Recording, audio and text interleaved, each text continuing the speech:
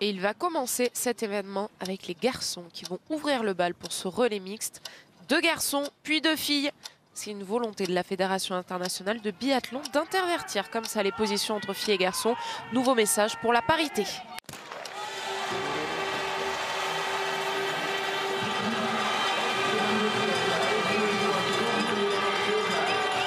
Je pense que sur cette inversion, effectivement, on est tous d'accord et il n'y a aucun problème là-dessus. On est tous très contents que les filles terminent cette course. Par contre, c'est plus sur les distances qu'on s'interroge encore. C'est vrai que les filles vont du coup faire une course assez longue pour un relais. Et ça peut quand même changer les choses. Après, c'est compliqué de faire des pistes différentes parce qu'on peut avoir à un moment donné des filles et des garçons qui se retrouvent en même temps sur la piste, sur 2 pistes différentes. Ce serait peut-être compliqué à suivre au niveau des caméras. C'est donc la piste de 2,5 km utilisée habituellement pour les relais masculins qui est utilisée. 7,5 km au total à parcourir pour chacun des 4 biathlètes. Également pour les filles qui habituellement, elles, parcourent une boucle de 2 km sur les relais. Mais voilà, c'est les garçons qui commencent. Donc on prend la piste de référence pour les garçons. Et c'est la Norvège qui décide de se mettre en tête dès le début de ce relais avec Sivert Bakken qui était sur le podium hier de la Mastart en terminant 3e. Vraiment une belle course de Sivert Bakken. On commence à le découvrir de plus en plus régulier dans le top 10, de plus en plus régulier au niveau Tédan de ski. On se rend compte de son potentiel. Et hier, il l'a montré en allant carrément sur le podium. Il a été redoutable dans le dernier tour face à Antonin Guigona. Il n'a pas laissé grand chose aux Français qui fait pourtant lui aussi une superbe course en terminant 4e. C'est Vetle Christiansen qui l'a remporté, la course d'hier dont on est en train de vous parler. Vetle Christiansen, on le retrouvera en tant que 2e relayeur. Vous l'aurez compris, il y a du très lourd dans cette équipe norvégienne. Thierry Lecoff, puis Ingrid Tendrevold pour terminer. Puis il y aura aussi du très lourd tout à l'heure pour le relais mixte simple avec Sturla Leigrid et Marte Holzboe-Reuseland du côté de la Norvège. Antonin Guigona et Anaïs Chevalier-Boucher du côté de l'équipe de France. Une autre course très intéressante à suivre. Sûrement pas des courses au rabais alors qu'on vit les derniers relais de cette saison puisque la semaine prochaine uniquement des courses individuelles avec sprint, poursuite et Mastart. Sûrement pas des courses au rabais puisque les meilleurs sont tous là. Quentin Fillon-Maillet par exemple, puisque je vous parlais de ce poste de 2e relayeur, sera bien là dans quelques minutes après Simon Détieux, alors qu'on le sait depuis hier c'est officiel, Quentin Fillon-Maillet décrochera le gros globe de cristal à l'issue de la saison, peu importe ses résultats de la semaine prochaine. Mais on a bien compris qu'il n'allait pas se contenter de place d'honneur. Il veut gagner encore Quentin Fillon-Maillet et c'est l'objectif aujourd'hui pour cette équipe de France, la gagne. Et pour l'instant ça part bien. Alors on l'a vu hier sur les 2 courses, pas mal de petits accrochages. On a eu par exemple Tendrevold et Gislova qui se sont accrochés dans la descente. C'est pour ça qu'à un moment donné certains l'avaient vu, moi je l'avais pas repéré, mais c'est pour ça que d'un coup Tendrevold a perdu 20 secondes. Elle s'est accrochée donc avec Gislova. On a eu également Simon qui s'est mis le bâton entre les jambes en voulant à un moment donné replacer ses lunettes. On a eu également bien sûr Julia qui s'est accrochée avec l'américaine, donc qui a provoqué cette blessure au genou pour la française. Donc on le sait, on est sur une piste qui est un petit peu plus étroite que sur certains autres sites et il faut faire attention à ça, bien se placer pour éviter de perdre des places, de perdre la course bêtement, alors qu'on essaye de faire tout le reste bien correctement. Pour l'instant, il applique bien la consigne que vous venez d'édicter, Alexis. Simon Détieux est parfaitement placé. Attention à ne pas laisser Sivert Bakken prendre trop le large, alors qu'on en profite pour voir les supporters au bord de cette piste avec 6000 personnes au total qui s'amassent aujourd'hui dans ce stade autour de la piste. La jauge Covid a été poussée au maximum pour vivre un dernier très beau dimanche de biathlon sur ce site d'Otepää en Estonie qui accueille la Coupe du Monde pour la toute première fois de son histoire avant de s'envoler vers Oslo. Alors c'est pas évident pour les garçons de savoir comment gérer cette course. On a envie bien sûr de tout faire bien, de faire des écarts, mais c'est les filles qui auront la décision entre leurs mains tout à l'heure. L'objectif ça va surtout être de ne pas perdre, de ne pas faire d'erreurs bêtes qui vous mettraient bien loin. En plus on va être sur un pas de tir où on sait, on l'a bien vu depuis le début de la semaine, ça tire quand même globalement très très bien avec des super résultats. Donc les erreurs aujourd'hui risquent de coûter assez cher, hein. On le voit sur les relais de temps en temps quand il y a une ou deux pioches à droite à gauche, on a le temps finalement sur la longueur de la course de revenir. Peut-être qu'aujourd'hui ce ne sera pas le cas et que la petite pioche par-ci par-là peut coûter un peu plus cher que d'habitude. Alors une cassure là-bas au fond, on a vu que c'était compliqué pour le Bulgare de rester dans les skis. On va voir ce que ça donne, combien ils sont à cette fait distancée. C'est quand même un rythme assez élevé là qui est emmené par Sivert Bakken avant d'arriver sur le stade pour ce tout premier tir. Un rythme que pour l'instant Simon Détieux arrive à tenir pour cette équipe de France. On voit ces 5 biathlètes qu'on a cochés très clairement. L'équipe de Norvège, d'Allemagne, de Suède, l'équipe de France. Et puis Tanguy Kéroas nous le disait, il y en a quand même qui n'hésiteront pas à profiter de la moindre erreur. C'est le cas notamment de cette équipe de République tchèque. Markéta Davidová, et bien dans cette équipe du relais mixte, dans cette composition du relais mixte aujourd'hui, c'est actuellement Michal Krachmar que vous voyez. Et oui, le fait de terminer par les filles, ça change quand même aussi au niveau de la start list, au niveau des équipes qu'on coche pour jouer la victoire. Quand on termine par les garçons, on va choisir peut-être plus des profils comme Quentin, comme Christiansen. Par contre, quand on termine par les filles, on se rend bien compte qu'effectivement, une Jislova ou une Davidová peuvent largement faire l'affaire et rivaliser face à l'équipe norvégienne ou l'équipe française, par exemple.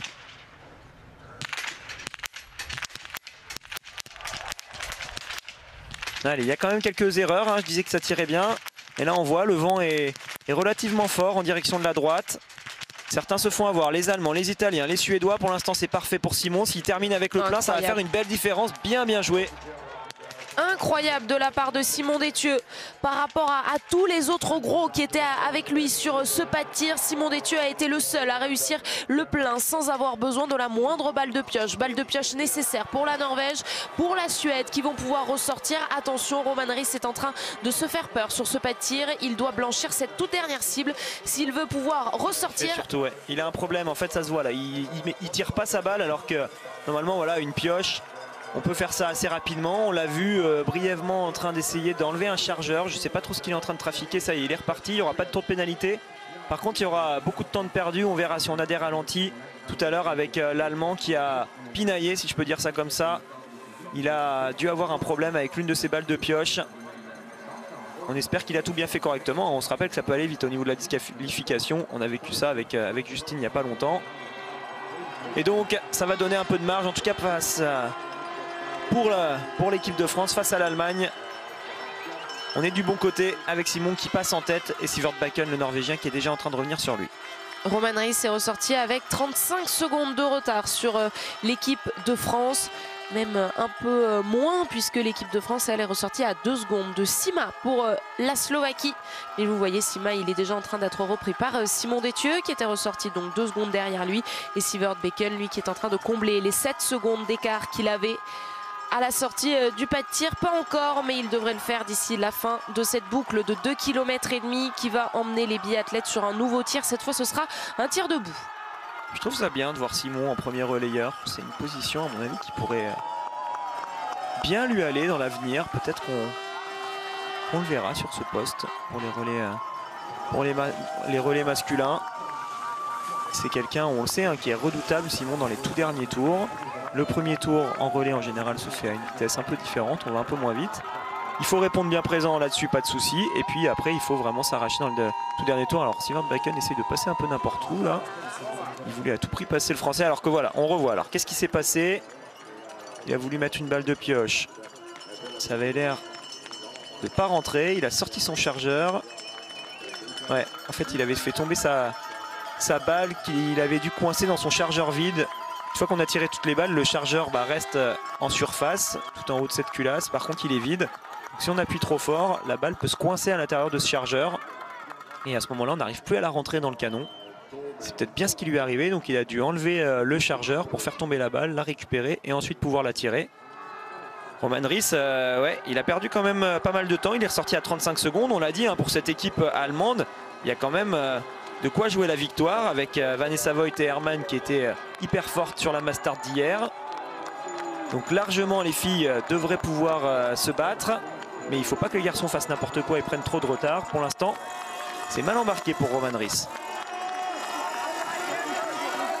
Très bien embarqué en revanche pour l'équipe de France avec Simon Détieux qui emmène avec lui toujours Sivert Bakken pour la Norvège et le Slovaque Sima qui arrive à s'accrocher à ce duo de gros skieurs. Est-ce que le Slovaque va le payer sur le prochain tir? Ça, on n'a pas encore la réponse. Derrière, il y a un écart, 7 secondes très exactement pour Stalder, pour la Suisse.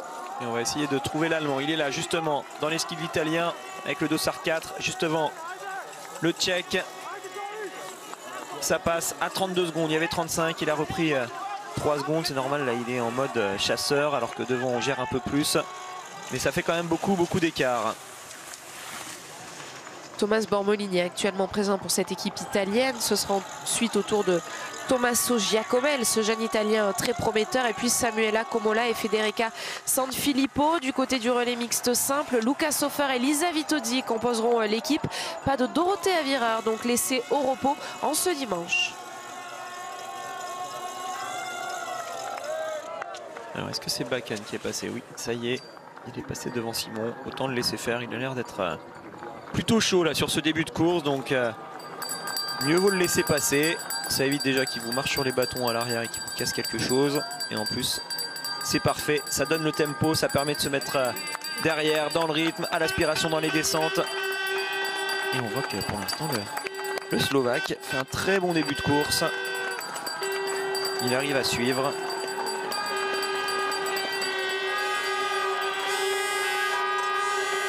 Sima, toujours dans les skis de Simon Détieux. Allez, on va basculer dans peu de temps en direction de ce deuxième tir. Et le temps qu'on y arrive, ça me laisse l'occasion de vous rappeler que c'est une grande journée de relais en biathlon sur la chaîne L'équipe, puisque après ce relais mixte, on garde l'antenne évidemment jusqu'au relais mixte simple qu'on débriefera. Et puis ensuite, place aux mondiaux juniors avec les 2 relais de ces championnats du monde junior, des équipes de France très compétitives qu'on attend. Vous aurez l'occasion de vivre à partir de 16h45 le relais homme, puis le relais femme à Soldier Hollow sur le site américain qui a été le théâtre de ces championnats du monde junior. Soyez bien là, donc grosse journée biathlon sur la chaîne L'équipe et elle commence avec ce relais mixte donc et ce deuxième tir tout de suite, le tir debout. Les 3 premiers parmi lesquels l'équipe de France est bien placée sont en train d'arriver. Bakken qui va aller sur le premier tapis, Simon sera juste à côté, juste devant Sima. Alors on va voir encore un petit peu plus justement le potentiel, le niveau de Bakken qui fait quand même un figure de jeune sur cette Coupe du Monde.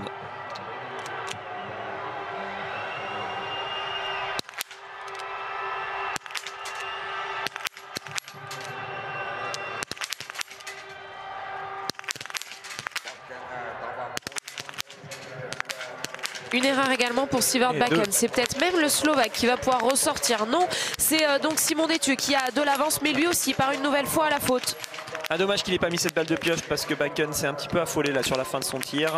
On va avoir des erreurs pour tout le monde. Allez, il ne faut plus la rater celle-ci parce que sinon il y aura un tour de pénalité.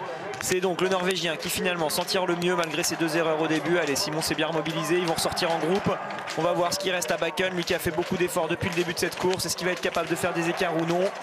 Ça va ressortir pour la Finlande, pour la Slovaquie, l'Autriche, la Suède. Simon dans les skis également, juste devant le Roumain et le Suisse. Et Roman Ries, malheureusement, est en train une nouvelle fois de vivre un cauchemar sur ce pas de tir. Tout à l'heure, un incident technique, mais cette fois, c'est lui qui est en train de manquer ses balles. Il n'a plus le droit à l'erreur en cas d'une nouvelle faute. L'Allemand Roman Ries ira sur la note pénalité. Pour l'instant, il assure. Ah, c'est vraiment ça, hein, le lot de ces premiers relayeurs. C'est pas là qu'on gagne, on le dit souvent. Par contre, c'est vraiment sur ces premiers relais qu'on peut perdre. Et là, aujourd'hui, il a perdu du temps. En tout cas, est-ce qu'il a perdu la course? Ça, il faudra attendre beaucoup plus longtemps pour le savoir. Mais il va se retrouver quasiment à 1 minute de retard. Ça va être 52 secondes, 51 secondes de retard pour Roman Ries. L'Italie est allée sur la note pénalité, vous l'avez vu. Ça commence mal pour eux aussi. Sivert Bakken est donc ressorti en tête, mais derrière on voit Simon Détieux et juste derrière avec 6 secondes de retard pour Simon Détieux sur ce Norvégien. On a vu tout à l'heure ces 6 secondes, il y en avait 7 même très exactement après le premier tir. Le Norvégien a réussi à les combler sur le Français. Est-ce que ce sera une nouvelle fois le cas, mais cette fois à l'inverse? Est-ce que Simon Détieux va pouvoir revenir sur Sivert Bakken? Non, pour le moment en tout cas, le Norvégien est tout seul, ouais, et on voit personne là. En plus, derrière lui, ils sont loin ses concurrents.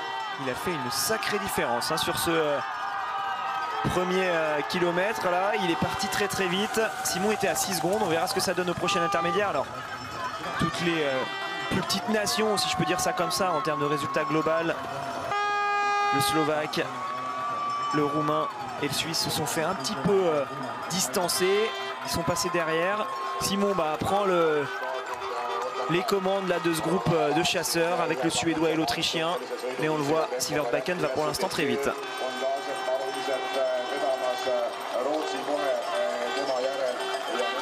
Alors, il est avec Jesper Nelin. Simon, c'est un bon skieur hein, quand même, Jesper Nelin. Là, ça peut être utile dans ce dernier tour. Peut-être qu'à un moment donné, le Suédois va prendre un relais. On verra ça.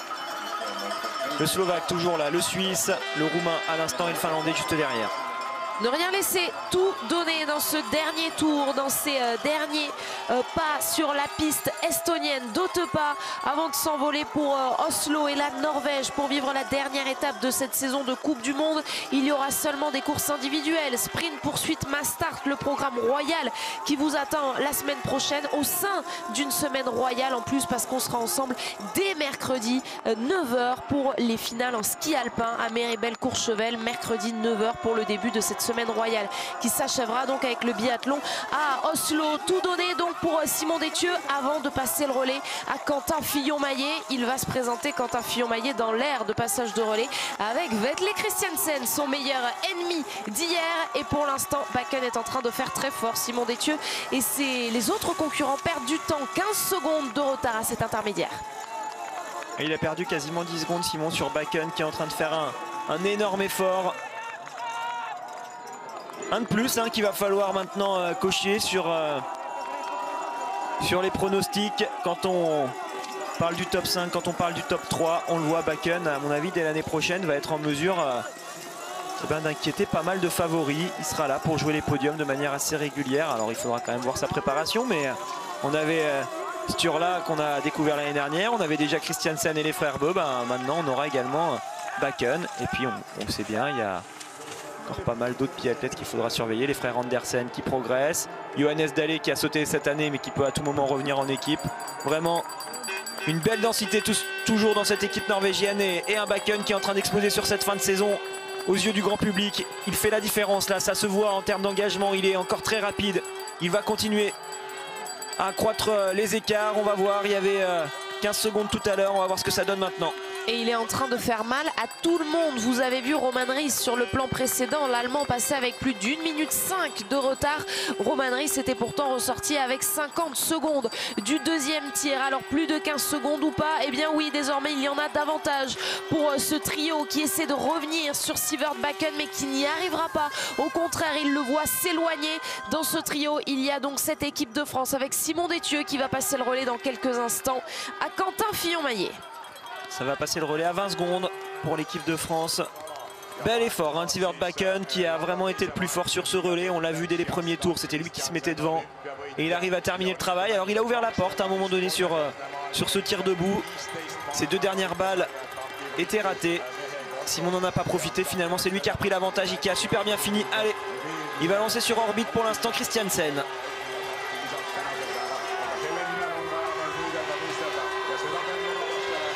Christiansen, vainqueur hier de la Mass Start devant Quentin Fillon-Maillet, une nouvelle fois va se retrouver devant le Français sur cette piste d'Otepää. Il va donc falloir attendre le pas de tir pour espérer faire la différence. Sauf si un très grand Quentin Fillon-Maillet est au rendez-vous aujourd'hui, au rendez-vous de ce relais mixte auquel il a tenu à participer. Quentin Fillon-Maillet désormais sur la piste pour l'équipe de France. C'est Martin Ponsiluoma qui représente la Suède. Et puis vous avez reconnu son petit gabarit, Felix Leitner pour l'Autriche. 20 secondes de retard, donc un petit peu moins, les 18 secondes et demie pour la France sur cette équipe de Norvège. On marque une pause et on se retrouve dans quelques minutes pour voir si cet écart a changé ou non. A tout de suite.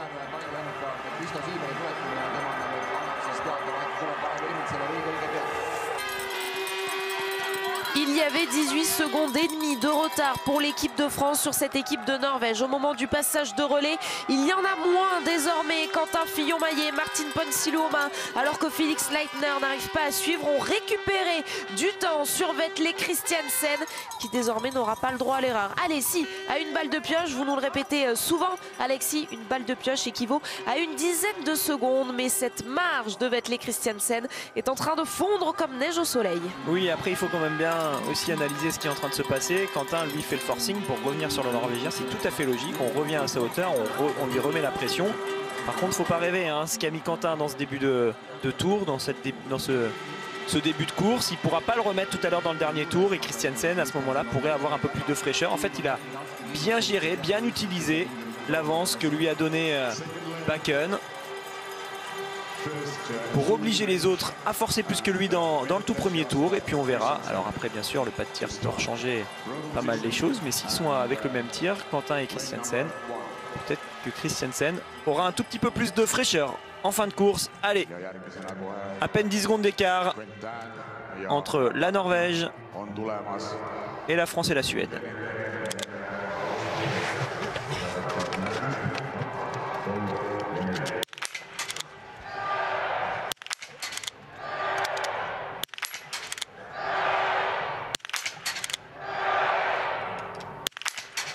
Il va la garder cette avance, Vetle Christiansen, impérial sur le premier tir, il va pouvoir ressortir et il est tout seul. Felix Leitner part à la faute, pour l'instant c'est tout bon pour Quentin Fillon-Maillet et Martin Ponsiluoma. Est-ce que le Suédois va ressortir le premier? Non, il y a une erreur. Allez, Quentin Fillon-Maillet pour se détacher des deux concurrents qu'il avait dans le précédent tour.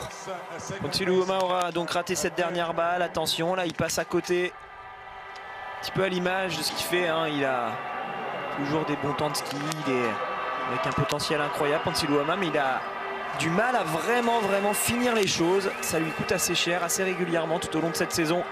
On verra s'il travaille ça entre cette saison-ci et la prochaine. En tout cas là, il vient de perdre un peu de temps face à Quentin, un peu plus de 10 secondes. Mais il n'a que 3 secondes et demie de retard sur Felix Leitner. On a vu tout à l'heure que le Suédois et le Français étaient plus rapides face à l'Autrichien. On va suivre ce deuxième tour. Mais avant, on va écouter Simon Détieux, premier relayeur. Il est avec vous, Tanguy Queiroz et Pierre Escar, en direct. Oui, Simon qui a rendu le relais avec un petit peu de retard sur Bakken, qui a fait un très gros dernier tour. Puis ça s'est joué sur le pas de tir où vous êtes fait un petit peu peur sur le tir debout. Ouais, c'est sûr, il y a eu un beau début de course jusqu'à ce tir debout. J'avais envie d'être offensif aujourd'hui, j'avais envie d'y aller. Et un peu trop avec cette première balle un petit peu saccadée. Et puis derrière, pareil, sur mes balles de pioche, j'avais envie de repartir vite. J'étais un peu, pas nerveux, mais un peu excité aujourd'hui là, de ce premier relais. Ça fait longtemps que j'ai pas fait ce rôle-là, mais j'avais envie de bien faire. Et voilà, il y a eu ces petites erreurs sur le debout, mais voilà, ça reste une course bien placée pour la suite. Une course sur laquelle les femmes terminent et vont devoir faire l'équivalent d'un sprint, 7 km et demi, ça va peser ça sur la course. Je pense que ça va faire des écarts un peu plus que d'habitude, c'est sûr. Surtout qu'on a des conditions de neige un peu collantes aujourd'hui. Donc malgré une piste qui fait normalement assez peu d'écart, je pense qu'on aura des surprises un petit peu sur la fin. Donc, mais en tout cas, on a une belle équipe aujourd'hui. On a envie de bien faire pour terminer la saison avec les relais. Merci Simon. Simon Détieux qui a bien assuré au poste de premier relayeur et qui vous a même donné des idées, Alexis, pour la suite de la composition de cette équipe de France masculine. Pourquoi pas Simon Détieux donc qui va devoir attendre désormais. C'est Quentin Fillon-Maillet qui est sur la piste. Et Quentin qui est toujours dans cette chasse face à Christiansen. On retrouve un petit peu les images qu'on a eues hier dans le dernier tour de la Mastart, avec donc Quentin qui est 10-15 secondes derrière le grand Christiansen, juste devant. Et là-bas au fond, on aperçoit Ponsiluoma et Leitner qui sont ensemble eux aussi. Un petit mot sur l'Allemagne quand même, qui a perdu gros dès le premier relayeur avec une 16 au moment du passage de relais. On a actuellement Bénédicte Doll qui est sur la piste. Ils sont à 1,27, ils sont 11e les Allemands. Ça peut remonter au fur et à mesure de cette course, mais ça risque d'être compliqué pour revenir sur le podium. Peut-être essayer de jouer plutôt une remontée dans le top 5. On suivra ça avec attention bien sûr. Christiansen pour l'instant, ça gère, ça déroule. Moi là où il m'inquiète toujours, c'est dans les derniers tours. Surtout quand il part comme ça avec de l'avance, qu'il a le temps de bien lisser son effort. Alors que Quentin, lui, est obligé de se mettre à fond de bout en bout pour essayer de reprendre la moindre seconde. Et on voit que Frédéric Jean a bien récupéré, hein. Il est prêt à en découdre lui aussi sur le bord de la piste pour encourager au mieux tous les biathlètes. Norvège, France, Suède. Pour l'instant, pas de surprise en haut de ce classement, si ce n'est avec l'absence de l'Allemagne que vous venez de citer, Alexis, avec Bénédicte Doll actuellement. L'Autriche qui est en train pour l'instant de s'offrir cette 4e place, qui n'a pas pu résister au retour de Martin Ponsiluoma. On s'en doutait à la sortie du pas de tir que le Suédois serait plus rapide. Félix Leitner qui doit pour l'instant prendre son mal en patience sur la piste en espérant peut-être des erreurs de la part du Suédois. Tout à l'heure on a vu l'Autrichien mieux tirer que lui, et ces images aériennes, ces images de drone que vous appréciez tant depuis le début de cette semaine en Estonie, et c'est vrai que c'est quand même très sympa de voir en plus à l'image très clairement l'écart désormais entre Vetle Christiansen et Quentin Fillon-Maillet. Pour l'instant, ça skie à peu près à la même vitesse entre Christiansen et Quentin. Ponsiluoma qui est un tout petit peu plus vite là dans ce tour. On va voir si ça se confirme sur cet intermédiaire. Il y avait 15 secondes à la sortie du pas de tir entre Christiansen et Quentin. Ponsiluoma lui était à 28, il était revenu à un peu moins, à 25 je crois. Et c'est là surtout que ça compte, c'est sur cet intermédiaire où vient de passer à l'instant le Norvégien. Allez, on attend Quentin, qui va toujours passer avec au moins 10 secondes de retard. Ça va être encore une quinzaine de secondes de retard sur le Norvégien. Mais on voit le Suédois lui est en train de faire l'effort pour essayer de revenir un peu plus proche.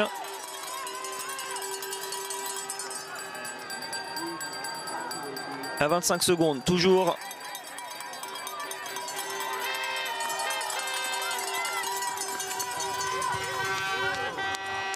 Et il le sait, hein, Ponsiluoma, s'il arrive à revenir au contact de la France derrière, il y a 2 bonnes relayeuses qui vont s'élancer pour la Suède. Donc c'est loin d'être fini cette course. Avec Öberg et Lynn Persson. Ça devrait faire normalement des belles courses. Sous les yeux, derrière les lunettes de Siegfried Mazé en tenue estivale, alors qu'on approche la mi-mars, avant d'aller à Oslo la semaine prochaine. Dernière journée à Otepää, toujours le même rituel de la part de Vetle Christiansen qui ôte ses lunettes, se frotte les yeux et va pouvoir s'installer sur le tapis numéro 1 pour un tir debout.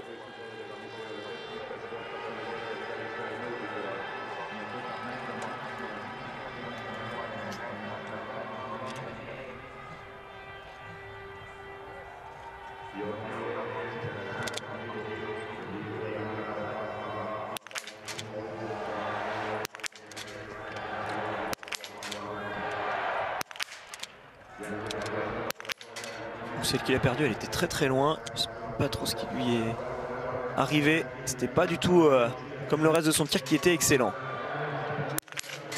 Mais il résiste à la pression mise par Quentin Fillon-Maillet qui, en cas de plein, va pouvoir quand même grappiller quelques secondes. Mais il y a une petite erreur là, un petit problème technique de la part de Quentin Fillon-Maillet quand même, qui ressort avec un 5 sur 5. Oui, une petite erreur de réarmement qui lui fait perdre ses 3-4 secondes là.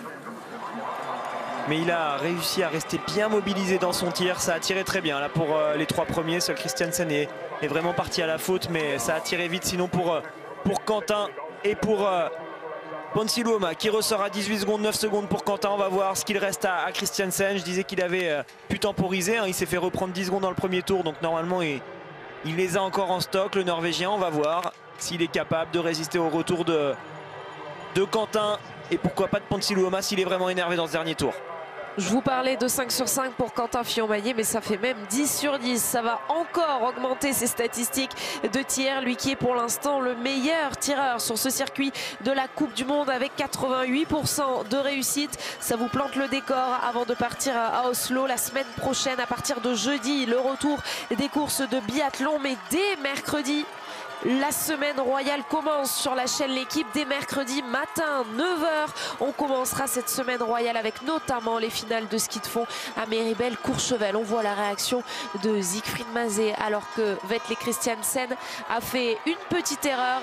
Les finales de ski alpin donc à partir du 16 jusqu'au 20. Le 20, on clôturera tout ça bien sûr avec le biathlon et les Mastart pour terminer dimanche prochain. Sur la Mastart d'hier déjà, il était en tête Vetle Christiansen avec de l'avance sur Quentin Fillon-Maillet.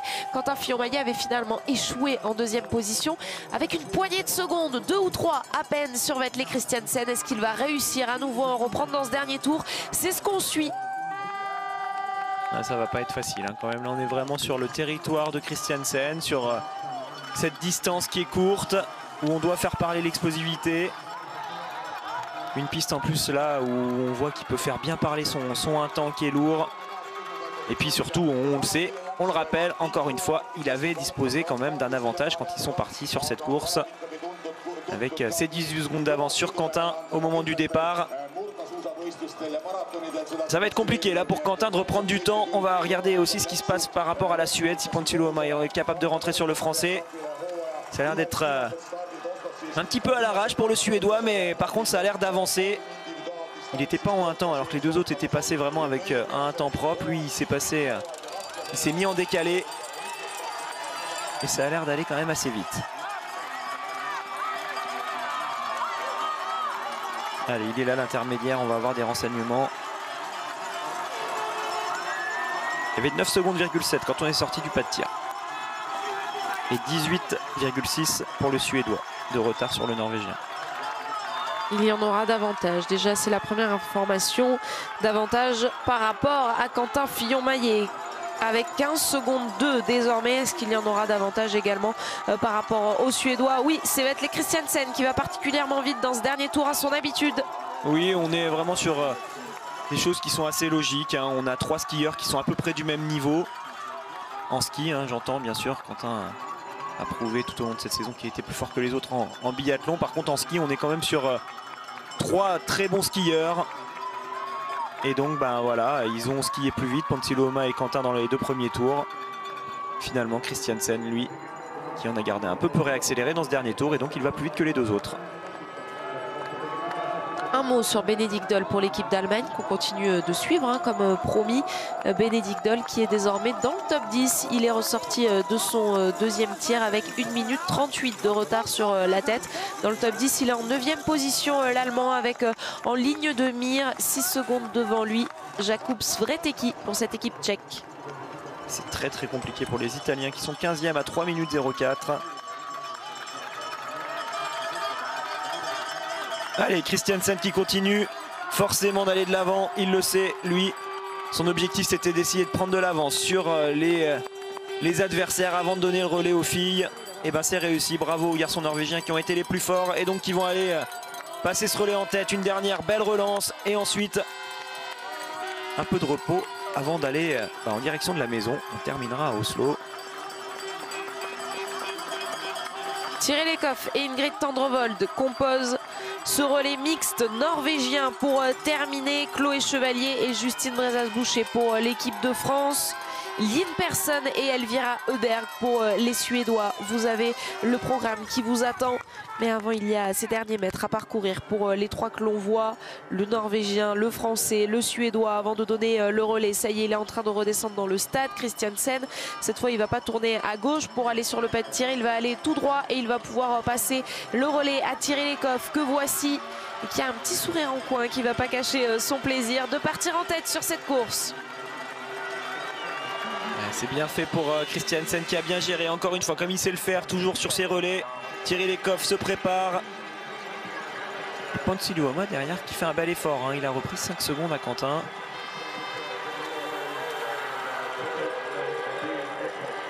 C'est parti pour les Norvégiens qui sont pour l'instant bien placés pour aller chercher une 5e victoire consécutive sur ce format du relais mixte. Ils comptent 4 victoires d'affilée sur ce format. Ils sont champions olympiques en titre, mais seul Thierry Lekhoff est la survivante de ce relais mixte olympique. Elle est actuellement sur la piste et c'est donc avec 20 secondes d'écart que Chloé Chevalier s'élance juste à côté de Lynn Persson pour la Suède. Oui, Lynn Persson qui va pouvoir, je pense, assez vite rentrer dans les skis de la Française. Elles vont skier ensemble et on verra ce que ça donne face à Thierry Lekhoff qui, elle, est toute seule devant. On verra ce que ça donne juste après une petite pause. La dernière de ce relais mix, c'est promis. Soyez là au retour de la pub. À tout de suite.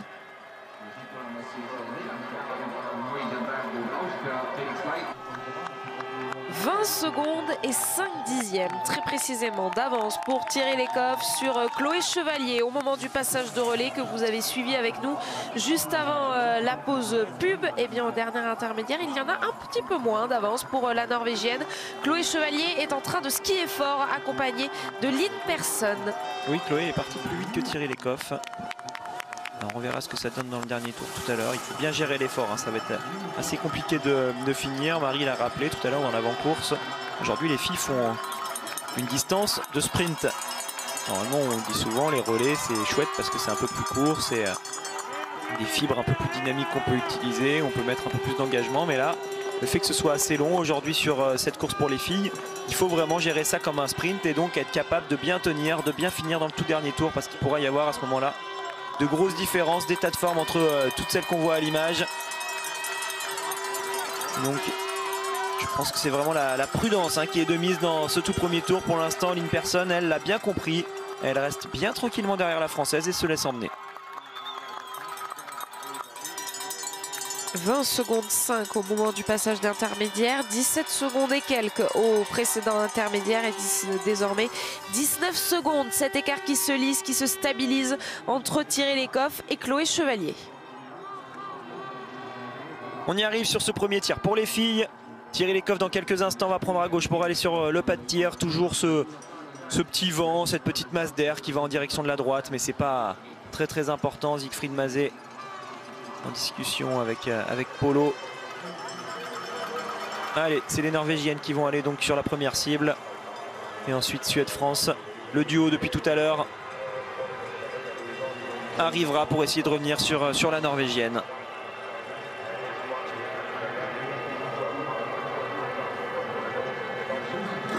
Là on l'a vu, un Thierry Lecoff qui tout de suite regarde sur la gauche.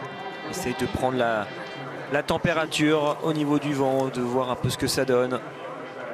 La tendance globale de ce pas de tir avant de prendre la décision finale une fois qu'on se met à genoux sur ce tapis.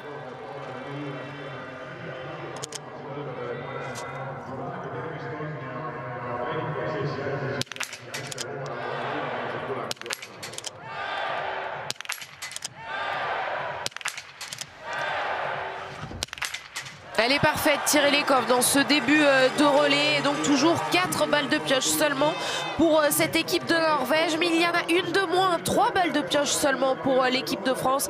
Est-ce que Chloé Chevalier va réussir à ne pas piocher elle non plus?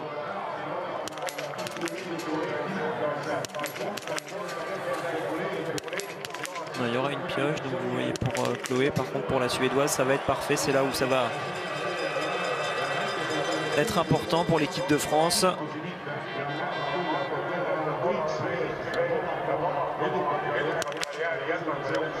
Attention, cette double faute qui va coûter cher. On va ressortir avec au moins 20 secondes de retard sur la Suède. Et Lynn Persson, elle, va commencer à se mettre en action.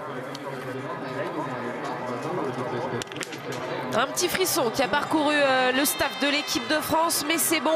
Alors que Patrick Favre est en train de transmettre toutes les informations au bord de la piste, on va suivre l'écart avec lequel Chloé Chevalier sort de ce pas de tir après 2 balles de pioche. Il y a 50 secondes de retard pour l'équipe de France sur l'équipe de Norvège. Alors pour le podium, ça sent encore bien bon. Par contre, on le voit pour la victoire, là, la Norvège commence à prendre l'avantage. La Suède reste toujours menaçante, on suivra. Et puis attention pour l'équipe de France de ne pas trop laisser revenir l'Allemagne qui avait beaucoup de retard. Mais on le voit, Vanessa Voigt, Davidova pour la République tchèque viennent de s'installer. C'est des filles qui peuvent largement reprendre du temps.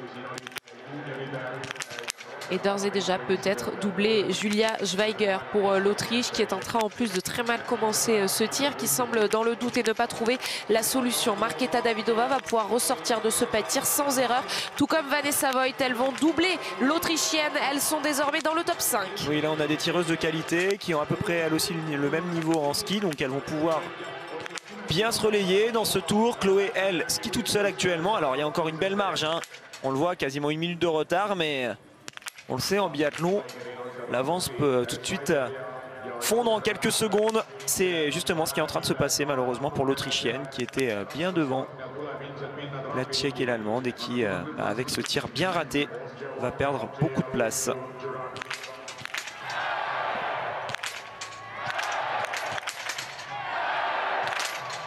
Elisa Gasparin va pouvoir ressortir de ce pas de tir pour la Suisse. Et puis vous voyez les Estoniens et l'Estonienne actuellement sur le pas de tir qui réalise le plein. Il s'agit de Suzanne Kulm qui va pouvoir ressortir juste derrière Elisa Gasparin.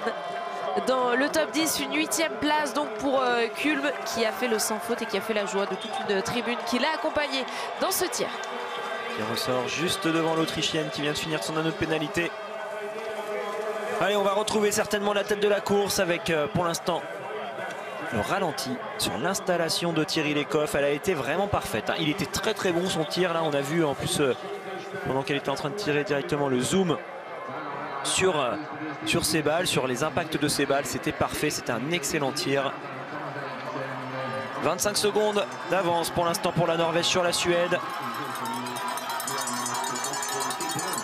Et on va voir ce que ça donne entre Lynn Persson et Chloé. Je le disais, Lynn Persson, elle a été assez intelligente, je trouve, dans le premier tour. Elle ne s'est pas enflammée, elle est partie doucement, elle est restée bien sagement derrière Chloé. Par contre, Lynn Persson, c'est quand même une fille qui peut aller vite en ce moment, donc on va surveiller ça. Il y avait 25 secondes d'avance pour la Norvégienne sur la Suédoise au moment de la sortie du pas de tir.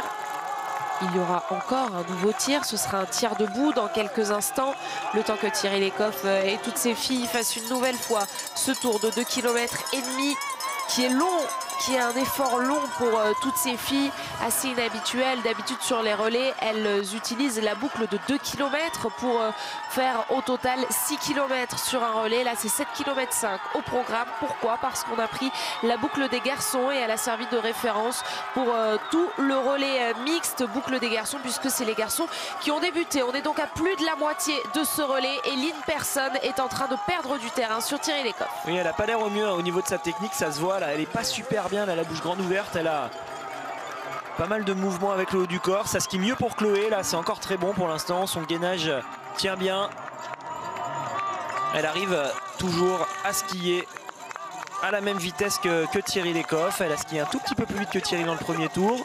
Là elle fait encore une fois le même temps de ski sur cet intermédiaire, donc c'est très bien là ce qui est en train de faire Chloé.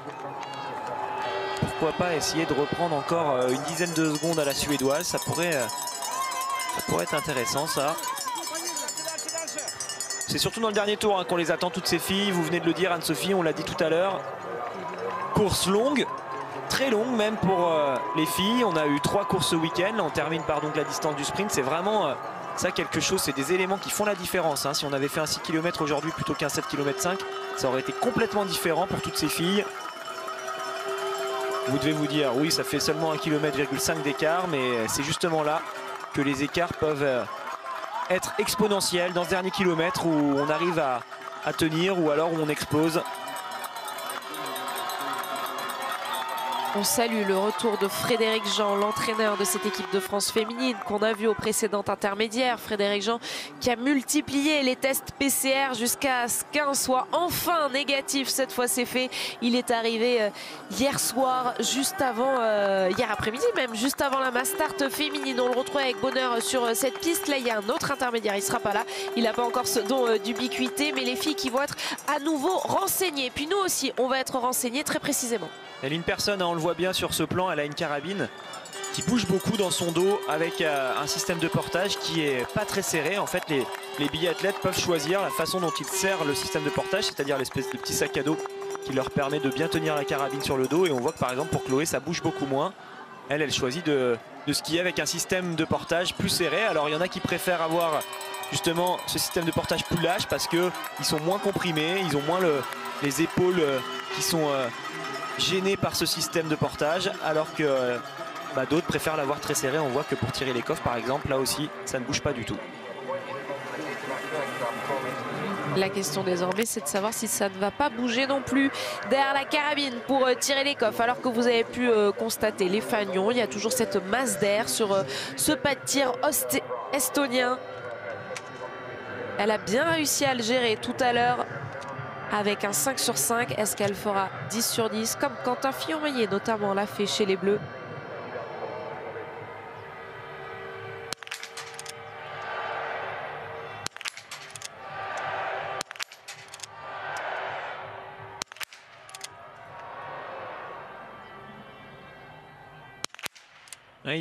On sent qu'elle est pas super bien derrière sa carabine là, le bout du canon tremblote. Elle avait une balle qui était cordon qui a basculé. Et ensuite, 2 erreurs. Il y a quand même le temps. Là, voilà, quand on casse le rythme, ensuite on se remobilise. On voit que Thierry est très forte là dans ce genre de moment. Elle respire bien. Elle se reconcentre. Et ça bascule du bon côté pour elle.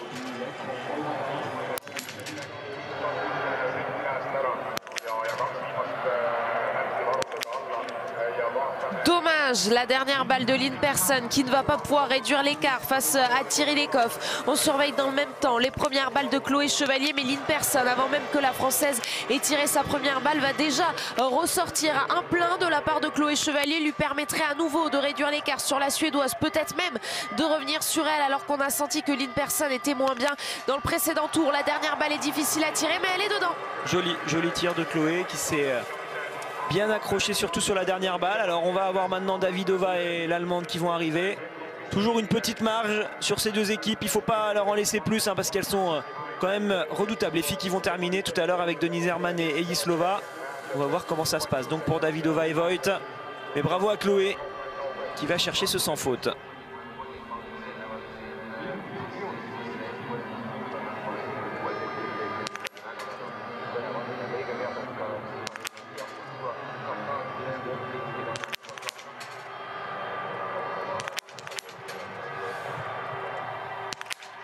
Ça tire bien pour Markéta Davidova qui va pouvoir ressortir avec de l'avance. En plus, vous l'avez constaté, Voigt skie moins vite. Est-ce que Voigt tire aussi bien? Oui, le plein également pour ces deux filles-là qui vont continuer à être dangereuses pour le podium.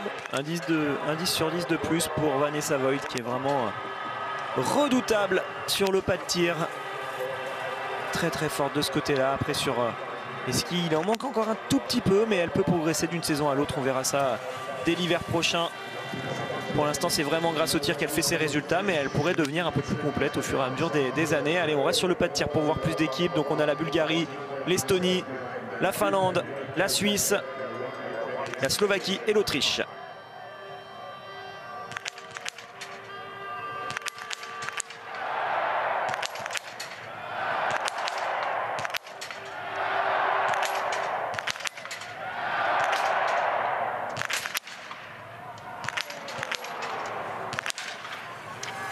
Dommage, là ça avait été parfait pour la tribune avec bien sûr le tir de l'Estonienne.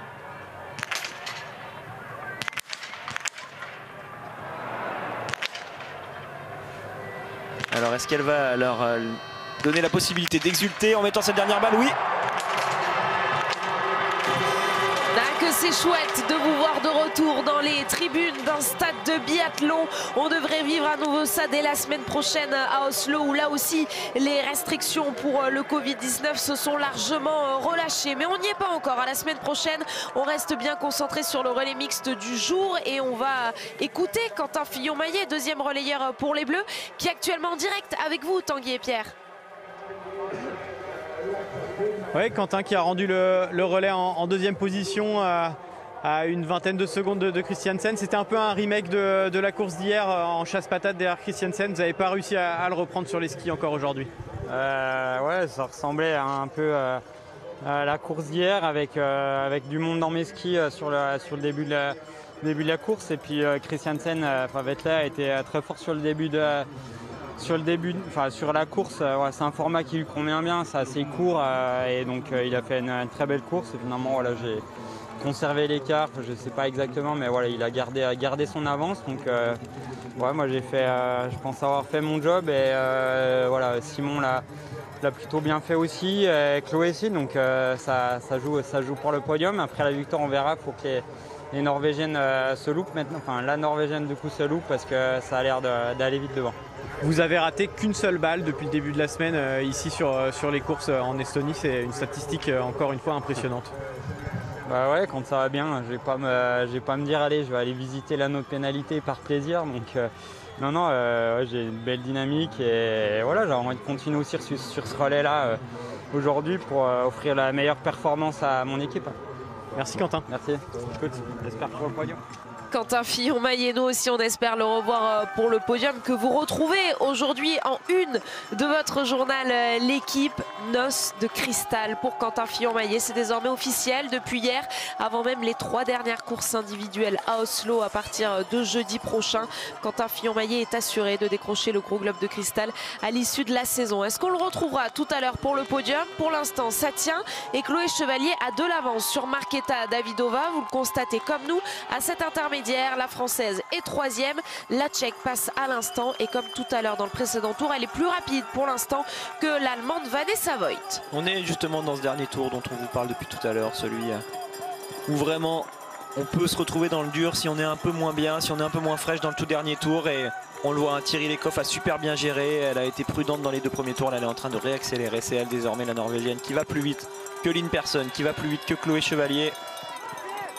Elle est en train de faire des écarts assez importants, ça passe à 30 secondes pour tout le monde désormais. Il y aura un bel avantage quand même pour les Norvégiennes là, quand elles vont partir sur ce dernier relais. Tendrevold aura de la marge. Alors est-ce qu'on y est toujours à ces 30 secondes? On va voir ça. Ça a l'air de donner le maximum pour Lynn Persson, mais on va être justement à cette limite. Il est à l'intermédiaire, ça va s'arrêter. Ah si, on va être de l'autre côté des 30 secondes. 30 secondes,5. Et pour Chloé, ça passait tout à l'heure, c'était sorti du pas de tir à 36 secondes. On est passé à 42 sur l'intermédiaire précédent. On va voir ce que ça donne maintenant.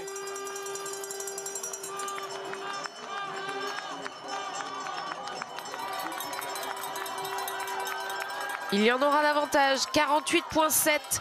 C'est le retard pour Chloé Chevalier alors qu'on bascule dans le stade et Thierry Lekhoff qui va passer le relais à Ingrid Tendrevold. Vous nous l'avez annoncé, Alexis, Ingrid Tendrevold qui va être face à 2 très grandes skieuses, même si vous l'aurez compris, elle a largement l'avance face à Justine Brezaz-Boucher pour l'équipe de France et face à Elvira Öberg pour la Suède. Elvira Öberg, vous l'avez vu, elle est en train de se placer. Le relais est bien donné entre les 2 Norvégiennes. Ingrid Tendrevold pour aller offrir une 5e victoire consécutive sur ce format à ses coéquipiers à la Norvège. Ah oui, là pour l'instant tout a été extrêmement bien fait pour cette équipe norvégienne. Tendrevold normalement elle sait faire, hein. Elle est capable largement de résister. Mais attention quand même, on va avoir un beau petit duel face à Elvira Öberg qui est redoutable. Et on va voir ce que ça donne pour Justine avec l'arrivée de Chloé. Elvira Öberg qui a donc cette trentaine de secondes à combler, c'est quand même ambitieux, mais en tout cas quelques secondes à rattraper avant le premier tir de ce 4e relais. Un tir couché, un tir debout forcément au programme et toujours cette distance longue pour les filles. Mais on a vu hier, on a regretté qu'il n'y avait pas quelques kilomètres supplémentaires pour Justine Brezaz-Boucher qui était en train de revenir très fort dans la mass start. Est-ce qu'aujourd'hui elle va pouvoir en profiter de ces mètres, de ces kilomètres supplémentaires? 51 secondes de retard pour Justine Brezaz-Boucher sur Ingrid Tendrevold. En ce moment, elle lui met normalement les 30 secondes. Elvira Öberg met les 30 secondes à Tendrevold quand on est sur des sprints ou autres courses.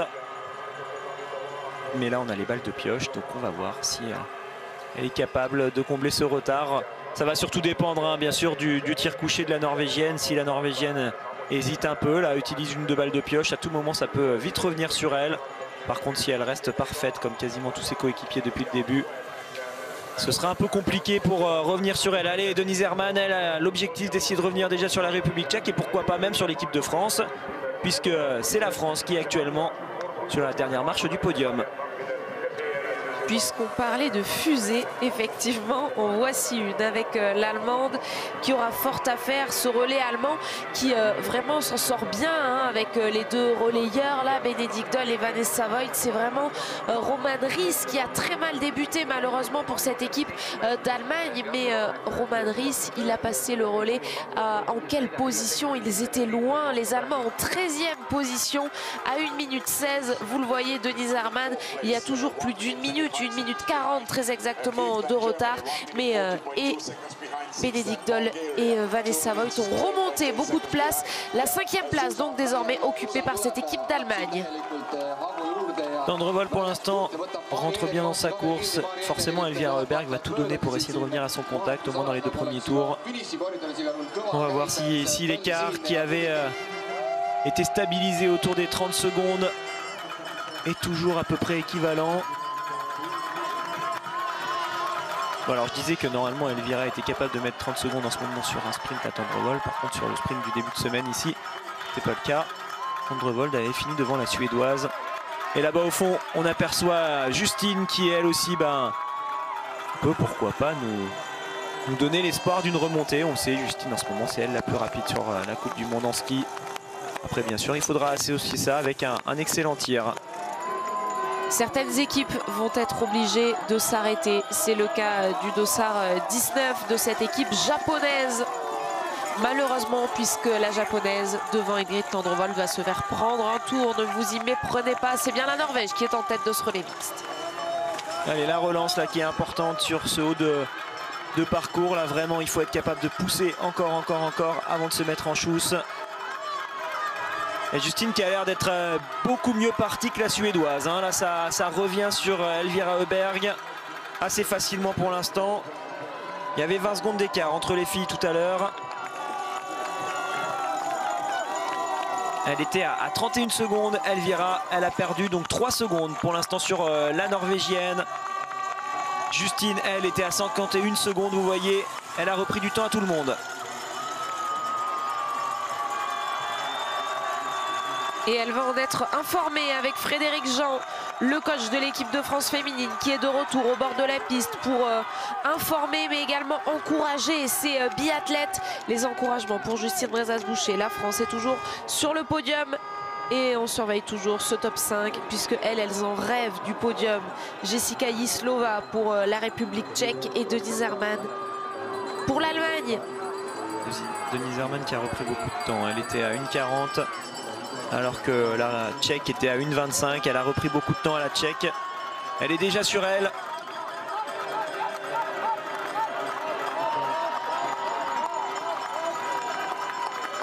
D'ici la fin de la boucle, elle sera dans les skis de la Tchèque. Et elles vont être ensemble pour attendre, pour voir si à un moment donné ça s'ouvre devant pour éventuellement remonter sur le podium. Mais pour l'instant, elles n'ont pas vraiment le destin entre leurs mains. Si ça tire bien devant, elles n'en verront pas la couleur de ce podium.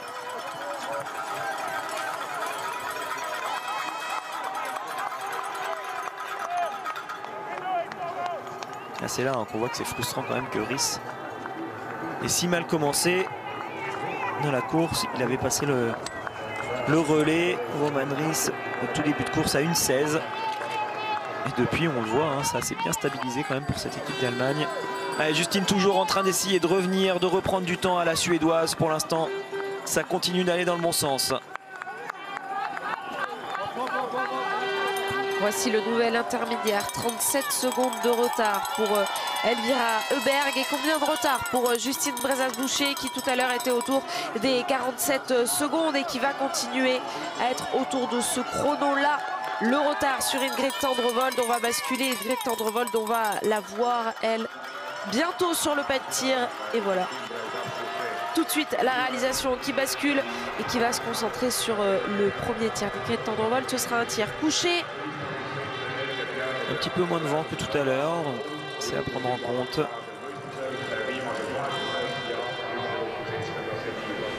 Allez, c'est peut-être bien là que ça va se jouer pour Tendrevold.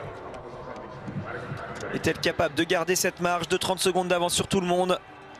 Pour ça, il faudra éviter les balles de pioche.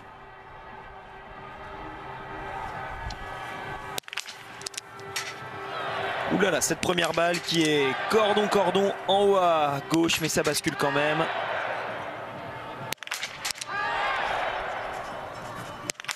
Et ça passe, donc le 5 sur 5 pour Ingrid Tendrevold. C'est tout ce qui compte, c'est ce qui va lui permettre de ressortir toujours en tête et toujours toute seule en tête, puisque Elvira Öberg n'est toujours pas installée. Ça y est, elle va poser ses genoux sur son tapis. Et oui, le fait de commencer comme ça par un cordon, ça vous réveille. Parce qu'on voit que la palette remonte beaucoup plus doucement. Et derrière, on augmente la vigilance. C'est certainement ce qu'a fait Tendrevold. Grâce à ça, elle arrive à ressortir avec un super 5 sur 5. Elvira part à la faute.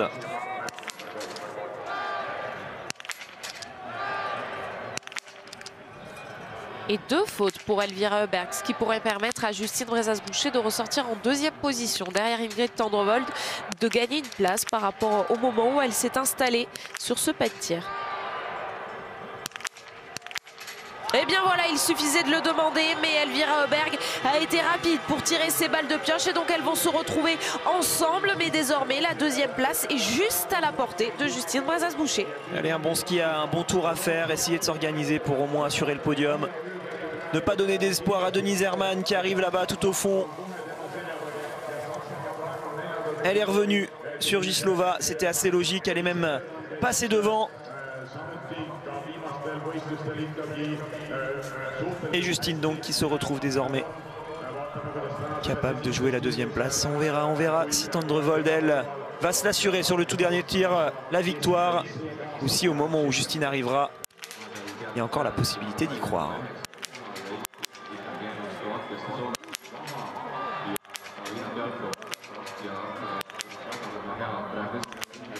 On en voit beaucoup des bons tirs dans cette course et à nouveau celui de Denise Herrmann confirme que le niveau derrière la carabine est très élevé. Aujourd'hui, Denise Herrmann qui va ressortir en 4e position pour cette équipe d'Allemagne. Il y a une belle course pour les deux Allemandes, mais malheureusement c'est un petit peu trop tard là. Allez, Denise Herrmann toujours à 1,45 qui ne peut pas faire grand chose pour l'instant, qui ne peut pas combler comme ça 1 minute sur les skis, ça c'est pas possible. Faudra attendre le prochain passage sur le tir pour voir s'il y a une ouverture. Et en attendant ce prochain passage, je vous propose d'écouter Chloé Chevalier. Elle est avec vous, Tanguy et Pierre. Oui, Chloé qui a fait du bon travail aujourd'hui sur le pas de tir et même sur la piste. Vous avez repris du temps sur l'in-person en fin de parcours. Oui, je pense que c'est du bon travail. Il n'y a rien de... C'est pas un travail fou, c'est pas incroyable, mais ça reste du bon job. Après voilà, il y a le tir couché qui c'est 2 pioches, je rate une pioche. Bon, je sais pas si ça a quelque chose à voir, mais il me semble que le vent s'est levé, donc j'ai cliqué entre mes 2 pioches, c'est rentré. Aussi bien, c'est pas du tout ça, mais en tout cas voilà, c'est cette petite lucidité que j'avais aujourd'hui qui est importante parce que c'est souvent que je perds les pédales en course et là, contente d'avoir eu ce petit éclair de lucidité pendant le tir. Puis là un petit mot sur le suspense de fin de course. Les Norvégiens sont encore un peu devant, mais Justine qui a quand même la bonne jambe depuis le début de la saison, qui va faire face à Elvira qui était la star de début de saison. Ouais, moi je crois qu'Elvira elle est moins forte en ce moment. Non, je sais pas, mais en tout cas Justine, ouais, elle est très forte sur les skis. Je pense que Justine au tir elle est meilleure en confrontation, donc on l'a vu, son coucher est très beau coucher. Donc j'ai bon espoir qu'elle nous lance un beau debout et qu'elle mate un peu Elvira, ça lui ferait du bien. Merci Chloé. Le commentaire en direct de la part de Chloé Chevalier, parce que vous l'avez vu à gauche de votre écran, au moment où Chloé Chevalier s'amusait de la forme de Elvira Auberg en faisant un petit peu d'ironie, eh bien on a vu justement Justine Brezas-Boucher passer devant la Suédoise. Elles essayent de se relayer un peu en fonction du profil, mais c'est sûr que là on a de toute façon les 2 meilleures skieuses de cette saison. Justine et Elvira se sont très souvent bagarrées pour avoir le meilleur temps de ski sur une course. Alors Elvira en début d'hiver était peut-être un tout petit peu plus rapide. Et puis là on sait, oui, Justine va plus vite en ce moment, mais par contre quand on est face à une Elvira Auberg ultra puissante, quoi qu'il arrive, il y aura un gros combat à mener. Et si elles se retrouvent ensemble tout à l'heure dans le dernier tour, ce sera pas facile de la distancer. La Suédoise, même si en ce moment elle est un tout petit peu moins bien. Frédéric Jean qui est là pour donner les renseignements. C'est la même chose pour l'encadrement suédois. Elles sont ensemble, mais ça ne leur permet pas pour autant de grappiller du retard sur Ingrid Tendrevold qui va avoir un boulevard, qui va se permettre même plusieurs erreurs. La Norvégienne, toujours cette 50aine de secondes d'avance sur ce duo franco-suédois pour aller chercher la victoire, une nouvelle victoire pour ce relais mixte norvégien. On voit la petite poussette là sur le bâton. C'est quelque chose qu'on voit très souvent, le fait que Elvira, la Suédoise, soit à l'aspiration derrière la Française. Elle va plus vite, donc elle revient à chaque fois de quelques mètres sur la Française et en se rapprochant, elle en profite pour pousser le bâton de Justine. Ça veut dire que la Suédoise n'a pas envie de prendre le relais pour l'instant, elle a envie de rester derrière. Par contre, le fait comme ça de faire cette poussette, ça permet aux deux de gagner du temps sur celle qui est toute seule devant. On ne voit même plus la tête de la course, la réalisation qui a décidé de se concentrer sur ce duel pour la 2e place. Si vous nous rejoignez seulement maintenant, sachez donc que ces 2 filles sont actuellement 2e et 3e. C'est Ingrid Tendrevold pour la Norvège qui est bien en tête de cette course avant un tout dernier tir. Et Elvira qui a fait le choix très clair là pour l'instant de garder des forces pour le tour suivant. On sent qu'elle laisse faire Justine complètement, qu'elle essaye de s'économiser au maximum en se mettant le plus souvent possible à l'aspiration. C'est quelque chose qu'on voit souvent avec Anna Heuberg, hein. C'est une façon de courir qui est bien propre à Anna Heuberg, souvent laisser faire les autres. Par contre, Elvira normalement fait moins ce genre de choses, elle qui va un peu plus vite sur les skis. Mais ça doit venir tout simplement du fait qu'aujourd'hui elle se sent un petit peu moins bien, qu'elle sait qu'elle est en plus face à la meilleure skieuse du circuit. Donc logiquement, de manière stratégique, elle choisit de se mettre derrière. Et puis on suivra également les autres places d'honneur avec Denise Herrmann et Jessica Jislova qui sont actuellement sur la piste en 5e et 6e position. Seuls le Japon et la Lettonie pour l'instant se sont fait laper, se sont fait prendre un tour.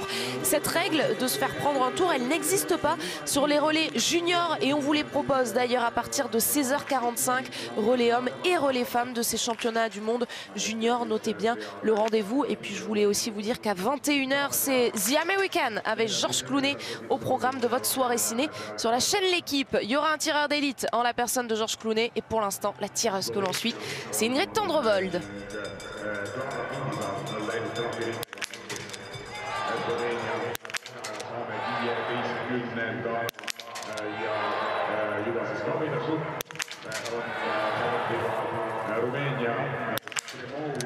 Ah, cette petite dernière balle juste au-dessus.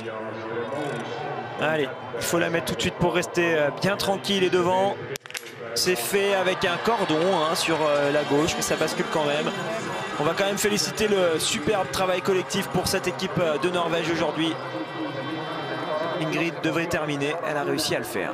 Alors la deuxième ou la troisième place pour cette équipe de France avec Justine Brezas-Boucher qui va être face à Elvira Heuberg. Les voici, elles sont en train de mettre en place le chargeur. Elles vont mettre l'œil dans la visée et on va savoir qui va terminer deuxième ou troisième, sauf si ça se décide ensuite dans le dernier tour.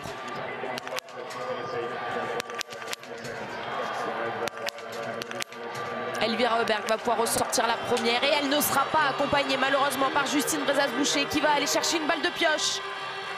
Allez, ce serait bien de la mettre tout de suite, on pourrait avoir une belle explication dans le dernier tour, mais Elvira s'est bien économisée dans le tour précédent. Est-ce que ça suffira pour tenir face à Justine qui va tout donner pour essayer de revenir sur cette deuxième place? Il y aura un peu de retard hein, quand même, ça fait beaucoup face à Elvira comme ça là d'avoir quasiment 10 secondes de retard, il y a 9 secondes très exactement. Allez Justine, dès le début de la piste, il faut être en action parce que c'est là que ça se joue le plus et ensuite essayer de se mettre dans les skis pour jouer le sprint face à Elvira.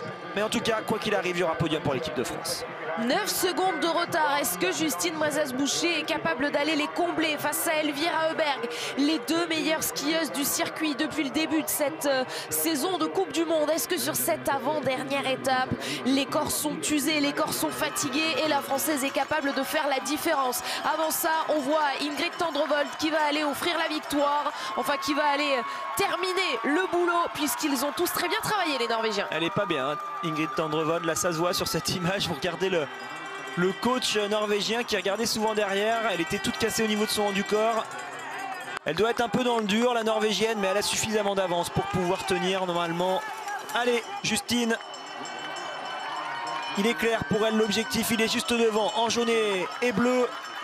On a l'impression hein, qu'il est juste là, mais il y a quand même toute la montée à gravir pour pouvoir revenir dans les skis de la Suédoise qui a toujours au moins 7 secondes d'avance. Elle est dure cette montée là, ça se voit, c'est en train de brasser. On est dans un dernier tour, une course qui a été longue. Denise Herrmann pour les Allemands est ressortie en 4e position. Elle a désormais bien de l'avance sur Jessica Jislova définitivement. Donc ce top 5 qui est fermé par cette équipe de République tchèque. Mais nous c'est le podium désormais qui nous intéresse avec cette deuxième place occupée par la Suède et l'équipe de France de Justine Brezas-Boucher qui pour l'instant ne trouve pas les ressources pour parvenir à revenir sur Elvira. Mais on le sait, c'est une grande cliente Elvira Heuberg, très rapide, et Justine Brezas-Boucher est donc 3e à ce moment-là de la course. Oui, pour l'instant ça tient pour Elvira Heuberg qui depuis le début de cette course hein, si on se concentre vraiment sur le duel entre les deux, alors on verra si Justine est plus forte tout simplement dans le dernier tour et qu'elle arrive à revenir sur la Suédoise, mais au niveau stratégique c'est sûr qu'Elvira Heuberg a été parfaite, un peu mieux que Justine parce qu'elle a su temporiser dans le deuxième tour, laisser faire la Française. Elle est arrivée peut-être avec un tout petit peu plus de fraîcheur sur le pas de tir, ça lui a permis de mettre la pression à Justine. Elle a extrêmement bien tiré Elvira Heuberg et derrière les quelques les quelques centimètres d'énergie, si je peux dire ça comme ça, qu'elle a réussi à économiser. Elle les met dans ce dernier tour et pour l'instant elle arrive à résister au retour de la Française, même si on voit qu'il n'y a pas beaucoup de marge quand même. Et attention, Tendrevol devant, faut pas faire n'importe quoi, parce que ces 30 secondes peuvent vite se transformer en 20 secondes et ainsi de suite.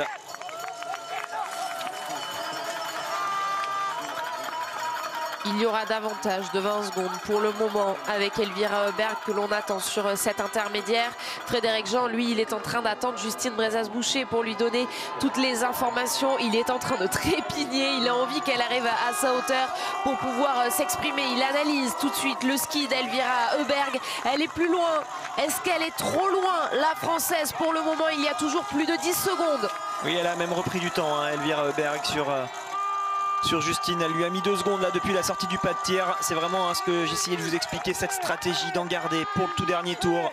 C'est bien fait pour l'instant de la part d'Elvira Heuberg. Et puis même si Justine réussissait à revenir sur elle, ensuite il y aura un sprint et on le sait, sur le sprint Elvira Heuberg est extrêmement forte. Donc sauf gros problème, on risque d'avoir le podium dans cet ordre là. Après attention, il y a quand même des petits virages à gérer, des longs plats descendants où on met le maximum, on pousse, à tout moment on peut faire une erreur au niveau technique. Et c'est sûr que la chute là est interdite pour toutes ces filles, sinon ça peut vite changer. Ingrid Tendrevold tient le coup. C'est vrai que depuis le mauvais souvenir des Jeux Olympiques, on est inquiet dès qu'on voit la Norvégienne faillir un petit peu, perdre du temps. Souvenez-vous, elle avait fait un malaise à Pékin. Elle était totalement au ralenti sur la piste, toujours ski au pied, hein. Elle ne s'était pas arrêtée.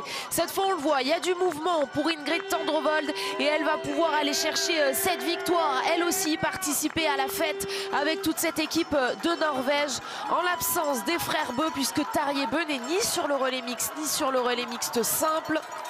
Elle a fait le plus dur, elle est sur la relance finale. Ensuite il n'y a plus que de la descente et un petit bout de plat avant d'aller en direction de la ligne d'arrivée. L'encadrement norvégien l'a bien compris. Allez, on assure juste bien sûr le chouse, faut pas finir dans le filet là-bas au fond et c'est réglé cette histoire avec la victoire de la Norvège. Ensuite on va voir si Justine a réussi à reprendre quelques secondes à Elvira Heuberg, mais sur le plan précédent, le plan du drone, on voyait que la Suédoise était toujours bien en tête. La réalisation va donc accompagner Ingrid Tendrevold jusqu'à cette ligne d'arrivée. Les supporters norvégiens vont pouvoir exulter. Eux aussi, ils vont pouvoir fêter cette victoire. Thierry Lekhoff et Vetle Christiansen, que l'on a vu dans cette aire d'arrivée, qui attendent Ingrid Tendrevold pour sauter sur elle et se tomber tous dans les bras. On n'oublie pas Sivert Bakken qui va participer à la fête devant des supporters venus très nombreux ici à Otepää pour ce relais mixte, dernier relais de la saison. C'est un relais qui mélange les garçons et les filles, et c'est toujours les Norvégiens qui sont les meilleurs. 5e victoire de rang dans cet exercice du relais mixte pour les Norvégiens. Vraiment une belle course collective, hein, tout simplement. Les garçons ont super bien commencé et félicitations peut-être à Bakken, qui était le moins expérimenté dans cette équipe. C'est lui qui a super bien lancé son équipe, qui a réussi à faire prendre cet avantage de 20 secondes, qui ensuite s'est transformé. Et même qui est resté tout simplement, vous voyez, en 20 secondes. Pas de suspense dans le dernier tour. La Suède termine 2e avec Elvira Heuberg et ce t-shirt montré par Siegfried Mazé qui voit toute son équipe l'emporter. Les biathlètes qui sont évidemment concernés par le conflit en Ukraine et qui portent tous à l'image de Justine Brezas-Boucher, comme vous le voyez, qui passe la ligne en 3e position. Ce strap jaune et bleu sur sa carabine et ce podium magnifique que va vivre une nouvelle fois l'équipe de France. Quentin Fillon-Maillet à l'image, Chloé Chevalier et Simon Détieux qui est en train, je crois, d'aider Justine Brezas-Boucher à enlever ses skis. L'équipe de France signe un nouveau podium dans cette saison 2021-2022 et ça va être la 3e place pour les Bleus. Oui, vraiment encore une belle course là aussi, hein, pour l'équipe de France au niveau collectif. Après c'est ce petit retard sur Bakken, qu'on n'aura jamais réussi à combler. Bravo Elvira Heuberg qui l'a très bien joué là face à Justine. Il y avait un beau match qu'on attendait et qu'on a eu, qui tourne cette fois-ci à l'avantage de la Suède, mais c'était beau quand même de voir cette équipe de France qui bataillait comme ça pour le podium tout le long. Il y aura des regrets pour cette équipe d'Allemagne avec tout le temps perdu de la part de Roman Ries sur le pas de tir, du temps perdu avec son équipement, hein, puisque au regard de la feuille de résultats, 6 balles de pioche seulement pour cette équipe d'Allemagne. C'est tout autant que l'équipe de France, mais voilà, il y a des faits de course et il y a cette carabine à gérer avec tous ces accessoires, si je peux dire. Et donc Roman Ries, premier relayeur pour l'équipe d'Allemagne, a perdu du temps, pas de podium donc pour les Allemands qui avaient pourtant une équipe pour aller chercher une des 3 premières places. Ils auront de quoi se rattraper sur le relais mixte simple dans quelques instants avec Eric Lesser et Francis Capreus. Oui, on le sentait bien sur ce genre de relais avec un pas de tir où ça tire très très bien. Il ne fallait pas à un moment donné prendre trop de retard parce que derrière c'est hyper compliqué de revenir. On l'a vu avec les places devant qui sont restées un peu figées, c'est la même chose.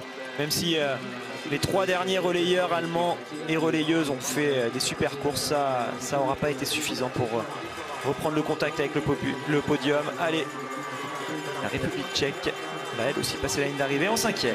Jessica Jislova qui applaudit le public estonien venu en nombre et qui va faire du bruit donc dans quelques instants pour l'arrivée de l'estonienne justement. Et on va prendre le temps de vivre ça, Anne-Sophie et Alexis, parce que ce site d'Otepää est magnifique, l'ambiance est bonne, c'est une grande réussite. Alors on va s'offrir ce moment de vibrer avec du public, avec cette équipe estonienne qui va franchir la ligne dans combien de temps a priori ? Eh bien, ils avaient à la dernière sortie du pet tir 5 minutes de retard sur Ingrid Tandrevold et cette équipe de Norvège.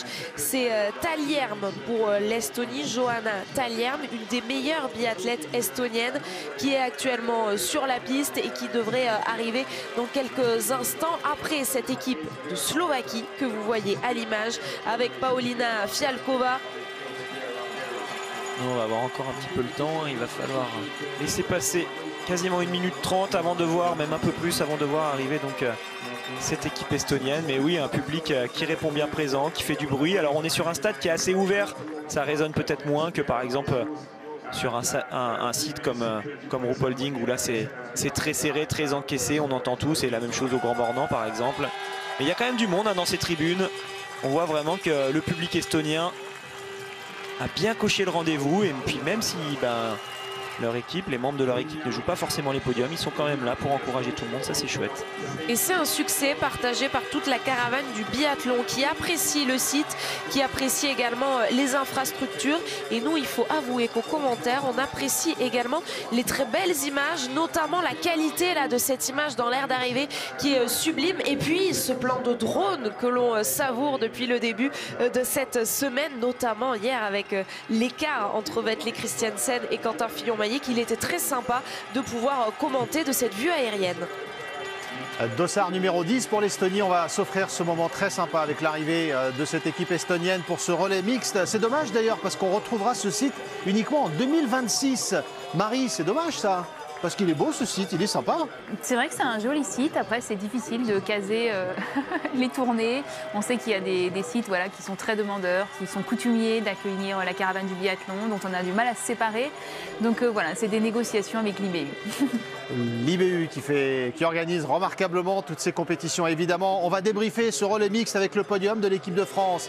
On va vivre la joie de l'équipe de France. Toutes les réactions au micro de Tanguy, ça nous emmènera jusqu'au 2e événement biathlon du jour, le relais mixte simple pour la suite de ce beau dimanche. Allez, l'arrivée de l'Estonie à vivre dans quelques instants. Ce sera juste après les Américaines pour ce beau dimanche. C'est 10 heures de biathlon avec les derniers relais. Le relais mixte simple dans quelques minutes bien sûr, et puis les relais des mondiaux juniors, relais hommes et relais femmes. Anne-Sophie, Alexis, on profite d'Otepää, du public, de cette neige et de ces conditions idéales. Alors qu'on voit d'autres biathlètes passer devant, et le voici, ce dossard 10.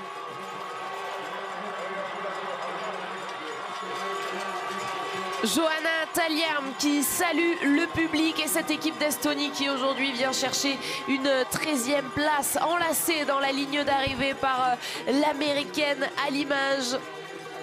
Par l'américaine Didra Irwin. Voici les images qu'on aime voir en biathlon, tout ce public et puis les biathlètes aussi qui se saluent entre eux et qui avec cette accolade entre l'américaine et l'estonienne, l'américaine qui est même venue aider l'estonienne à enlever ses skis. Ces images très sympas qu'on adore, et ces derniers relais, ce dernier relais mixte donc que l'on a vécu dans cette saison 2021-2022 et qui se termine par un nouveau podium de l'équipe l'équipe de France. Un peu de rab dans quelques instants après le débrief avec vous, Messaoud et Marie, puisque ce sera au tour du relais mixte simple. Et d'ici là, on profite de ces belles images.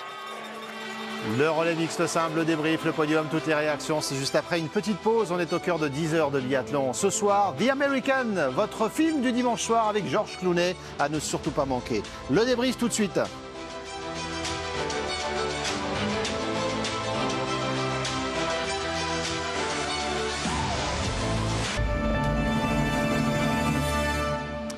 Un nouveau podium pour l'équipe de France de biathlon sur le relais mixte. Première course du jour, la 3e place pour notre équipe de France composée de Simon Détieux, Quentin Fillon-Maillet, Chloé Chevalier et Justine Brezas-Boucher. La 2e course avec le relais mixte simple dans quelques minutes. Puis 2 autres relais au cœur de 10 heures de biathlon avec les relais des mondiaux juniors, le relais homme puis le relais femme. On est toujours avec Marie Danhabert. Les mascottes sont en forme à Haut-Tepa. C'est très festif et on passe de très bons moments avec vous tous, la Norvège, hein. Tchouk, tchouk, tchouk, le petit drapeau qui flotte une nouvelle fois. La cérémonie va démarrer. Anne-Sophie, on va la vivre avec vous également. Marie, c'était un relais très propre de l'équipe de France, hein. C'était un relais très propre de la part de beaucoup d'équipes, celle qu'on retrouve devant, qui a été finalement avec assez peu de rebondissements. Alors on est déçus, pour nous qui aimons le biathlon, on aime bien quand ça rebondit partout en tant que spectateur. Après voilà, c'est vrai que c'était un relais très propre globalement. Sans entache particulière, enfin très calme aussi, j'ai trouvé. C'est linéaire. Pardon ? Ouais. C'était linéaire comme relais. Oui, c'était très calme et c'est vrai que je pense que les Norvégiens peuvent remercier l'ensemble de l'équipe, mais surtout Sivert Bakken qui est l'auteur d'un très beau relais qui leur permet de prendre une avance qui n'a jamais été comblée derrière. On prendra le temps de parler de notre relais, bien sûr. On ne vous a pas entendu sur la mascotte à Haut-Tepa, Marie, vous qui avez un amour pour les mascottes. C'est classique à Haut-Tepa ? Je ne suis jamais allée à Haut-Tepa, donc... Bon, on l'a vu il y a quelques instants, on vous la recalera, un petit débrief mascotte avec vous dans quelques minutes. On est avec nos bleus, Anne-Sophie, qui vont monter sur la 3e marche du podium. On est à combien de podiums cette saison pour notre équipe de France ? 45e podium pour l'équipe de France. Et vous savez pourquoi on suit en plus ce décompte des podiums pour l'équipe de France ? Parce que le record de nombre de podiums pour une équipe de France, il est à 51. Il y a quelques saisons. On est pas mal. Il reste 6 courses, puisqu'il reste un sprint, une poursuite et une mass start la semaine prochaine, et qu'il y aura évidemment, et pour les filles et pour les garçons, puis je m'emballe, même il en reste 7, puisqu'il y a le relais mixte simple tout à l'heure, et on espère... espérez partir plus tôt aujourd'hui ? Pas du tout, parce que j'espère également tout à l'heure voir Antonin Guigona et Anaïs Chevalier-Boucher au moins sur cette 3e place, si ce n'est mieux. Beaucoup d'espoir en eux dans quelques instants. Et pour le moment, donc, c'est Simon Détieux, Quentin Fillon-Maillet, Chloé Chevalier et Justine Brezas-Boucher qui vont monter sur ce podium du relais mixte. 6 balles de pioche aujourd'hui pour l'équipe de France. C'est la nation sur ce podium qui a le mieux tiré, puisqu'on compte 8 balles de pioche pour la Suède et 7 balles de pioche pour les Norvégiens. Vous nous direz à quel point c'est important, Marie, de terminer sur une bonne note, un relais d'une saison, parce que ce sont les derniers relais de la saison. Second place. Sverige. Jesper Nelly, Martin Bonsiluoma, Linn Persson, Elvira Öberg. Et on devine bien sûr avec ce podium la densité de toutes ces équipes très fortes que l'on voit en haut du classement. D'ailleurs, on fera un point du classement en nation tout au long de la saison et on voit malgré certaines absences, ils sont capables de monter sur le podium. Franchement, sur ce podium, il n'y a pas de surprise quand on voit ces 3 noms. Alors peut-être qu'on aurait pu imaginer des ordres différents, mais quand on voit ces 3 nations, ces 3 noms de nations, Norvège, Suède, France, aucune surprise. Et on voit les réservoirs de toutes ces équipes parce que tout à l'heure, il est clairement probable qu'il y ait à nouveau ces 3 noms avec 2 biathlètes différents, puisque aucun des biathlètes qui n'ont participé à ce relais mixte ne seront sur le relais mixte simple. Quand même, on ne va pas leur demander d'enchaîner. Donc on voit le vivier très important de l'équipe de France et à l'image donc de l'équipe de Suède avec Jesper Nelly, Martin Ponsiluoma, Linn Persson et Elvira Öberg. Sivert Kulturback, Vetle Kjærstad Christiansen, Diri Lekhoff, Ingrid Landmark. Une nouvelle preuve du raisonnement que je vous donnais il y a quelques instants. Donc cette équipe de Norvège, championne olympique en titre, mais seul Thierry Lekhoff était dans l'équipe du relais mixte qui a remporté l'or olympique, puisqu'il y avait Marte Olsboe-Heuseland et les deux frères Bø. Aucun des trois n'était là aujourd'hui. Et pourtant, ça fait quand même victoire avec Sivert Bakken qui signe un nouveau podium, 3e déjà sur la Mastart. Le voici cette fois sur ce relais mixte de la semaine à Otepää. Une nouvelle fois sur la boîte, cette fois sur la plus haute marche. Vetle Christiansen, 2 fois sur cette plus haute marche avec déjà la victoire hier sur la Mastart. Et puis Thierry Lecoff et Ingrid Tendrevold qui les accompagnent aujourd'hui et qui n'ont pas démérité, elles non plus.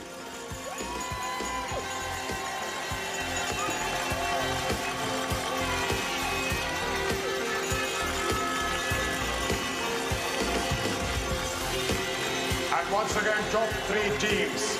Team Norway, Team Sweden, Team France. Congratulations. Virkatuliire, palju õnne ja suur applaus. Please, applause, please, dear audience.